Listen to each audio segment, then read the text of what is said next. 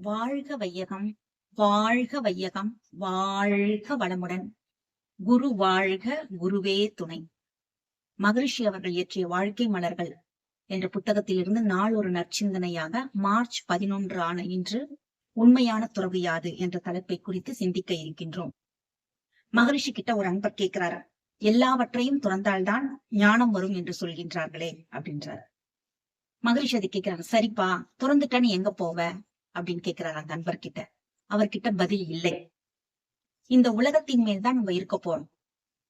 பசி எடுத்தால் என்ன செய்ய போறோம்? உணவை தானே நாட வேண்டும். அப்படி என்றால் எதை துறந்ததாக அர்த்தம்? இருக்கின்ற இல்லத்தை விட்டு இன்னொரு வீட்டுக்கோ இல்ல விடுதிக்கோ சென்றால் அங்கு இன்னொருவருடைய தயவை நாடிதானே நம்ம கையேந்தி நிக்கணும் அப்படின்னுட்டு மகரிஷி சொல்றாங்க. அதே நம்ம வீட்டுல இருந்தா அதிகாரத்தோடு நம்ம வாங்கி சாப்பிடலாம், நம்மளுடைய மனைவியோடயோ சகோதரிக்கிட்டயோ யார்கிட்டயோ இருந்து. அப்போ துறவுன்றது அது கிடையாது. அளவு முறை அறிந்து ஒழுகும் போது துறவு தானாக அமைந்து விடும்னுட்டு சொல்றாங்க. இப்ப சாப்பிட்டுக்கிட்டே இருக்கிறோம், உணவு சுவையா இருக்கு. ஆனா உங்களுடைய அனுபவத்தினுடைய அடிப்படையில் இதுவரைக்கும் தான் உங்களால் ஜீரணிக்க செய்ய முடியும் என்று நன்றாக தெரிகிறது. அதை தெரிந்து கொண்டு இனிமேல் வேண்டாம் என்று சொல்லிவிட்டு அங்கேயே அதோடு நிறுத்தக்கூடிய அறிவும் செயலும் வந்துவிட்டால், அதாவது அறிந்த அறிவுக்கு செயல் ஒன்றுபட்டால் அதுதான் துறவுன்னு மகரிஷி சொல்றாங்க. அடுப்புல சாதம் வைக்கிறோம், இல்ல சமையல் செய்யறோம், வெந்து போன பிறகு ஏன் இறக்குறோம் அப்படின்னு கேக்குறாங்க.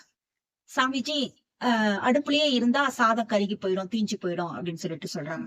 அப்போ ஒரு கைப்பிடி துணியை பிடிச்சு இறக்கி வச்சிடும். அப்போ அடுப்புல வேக வரைக்கும் தான் அதுக்கு அந்த அடுப்போட உறவு. தனிச்சு வந்துட்ட பிற்பாடு அதுதான் துறவு அப்படின்னு சொல்லிட்டு, அந்த பக்குவம் பரிபக்குவ நிலையில் வந்தோம்னா அதுதான் துறவு அப்படின்னு சொல்லிட்டு சொல்றாங்க. அப்ப எதையுமே நம்ம அளவோடு வைத்துக் கொள்ள வேண்டும் அப்படின்னு சொல்லிட்டு சொல்றாங்க. அளவு, அனுபவிக்கக்கூடிய முறை, இந்த இரண்டும் தெரிந்தால் அதுதான் துறவு அப்படின்னுட்டு மகரிஷி முடிக்கிறாங்க. மகரிஷியினுடைய மாக்கோளமாய் விளைந்த மதிவிருந்து என்ற புத்தகத்துல, மண் மீது பெண் துணையால் பொன் கொண்டே வாழுகின்றோம், மாற்றுவதே மூவாசை, மதிக்கொண்டே பயன் கொள்வீர் அப்படின்னு சொல்லிட்டு சொல்லுவாங்க. அப்போ இந்த 3 ஆசை, மண்ணாசை இருக்கு, பெண்ணாசை இருக்கு, பொன்னாசை இருக்கு. இதுல எதையுமே நம்ம துறக்க முடியாது. எல்லாமே ஒன்றோடு ஒன்று தொடர்புடையது. அதாவது அதை சார்ந்துதான் நம்ம வாழ்கின்றோம். அதனால துறவு என்பது அது அப்படி கிடையாது. நம்ம காட்டுக்கு போறோம், காட்டுக்கு ஓடி போயிடணும், காவிய உடுத்திக்கணும், நெத்தில பட்டை கழுத்துல கொட்டை அப்படின்னு சொல்லிட்டு வாழ்வது இறைநிலையை அடைய முடியாது, ஞானத்தை அடைய முடியாது. அது வல்ல துறவு அப்படின்னு சொல்லிட்டு மகரிஷி சொல்றாங்க. இப்ப நம்ம சாப்பிட்டுக்கிட்டே இருக்கிறோம். இன்னைக்கு நம்ம வழக்கமா சாப்பிடுறது ஒரு 3 இட்லி. இன்னைக்கு அம்மா வச்ச கார சட்னி ரொம்ப நல்லா இருக்கு, இன்னொரு இட்லி சாப்பிடலாம் அப்படின்னு நம்ம மனசு சொல்லுது. ஆனா என்ன சொல்லுது நம்மளுடைய அறிவு? வேண்டாம், நிறுத்திக்கோ, இதுதான் உன்னுடைய திட்டம், இதுதான் உன்னுடைய அளவு அப்படின்னு சொல்லிட்டு சொல்லுது.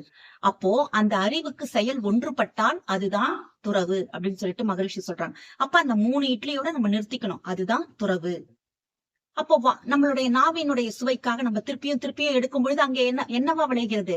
செயல் விளைவு தத்துவம் ஏற்கனவே மகிழ்ச்சி சொல்கிறார். அஜீர்ணமாக மலர்கிறது, வயிற்று வழியாக வருகிறது இல்லையா? அப்புறம் அதை குறிச்சு அதுக்கான ஒரு மருந்தக்கோ நம்ம என்ன பண்றோம், போறோம். அப்ப துறவு என்பது அளவு, அனுபவிக்கக்கூடிய முறை, இந்த இரண்டும் தெரிஞ்சுக்கிச்சுன்னா அதுதான் துறவு அப்படின்னு சொல்லிட்டு சொல்றாங்க. அதே மாதிரி மகரிஷி அவங்க சொல்லுவாங்க, உறவிலே கண்ட உண்மை நிலை தெளிவே துறவு அப்படின்னு சொல்லிட்டு சொல்லுவாங்க. அப்போ உறவுகள் கிட்டையும் கூட நம்ம எப்படிதான் இருக்கணும்? நபர்கள் கிட்ட பழகும் போதோ, பொருட்களோட தூய்க்கும் பொழுதோ நம்ம அளவு முறையோடு இருந்தால் அதுதான் இன்பம், அதுதான் துறவு. அப்போ அளவு முறை இருக்கும் பொழுது, இன்பமா இருக்கும் பொழுது நம்மளுடைய மனதிற்கு அது துறவாக இருக்கிறது. போதும், இது போதும் அப்படின்ற மாதிரி. அப்ப அதுக்கு மிஞ்சி போகும் பொழுதுதான் அதுவே வாழ்க்கையில துன்பமாக மலர்கின்றது.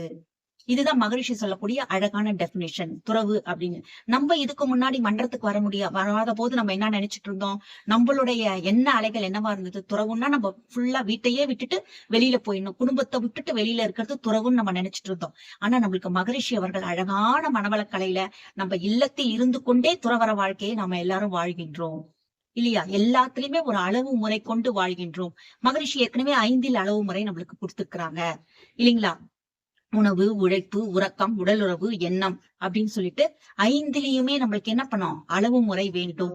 அப்படி நம்மளுடைய வாழ்க்கையை நடத்தி கொண்டே சென்றால் வாழ்க்கை எப்பொழுதுமே நமக்கு இன்பமாகவே இருக்கும் என்று கூறி சிந்தனையை நிறைவு செய்கிறேன். வாழ்க வளமுடன்.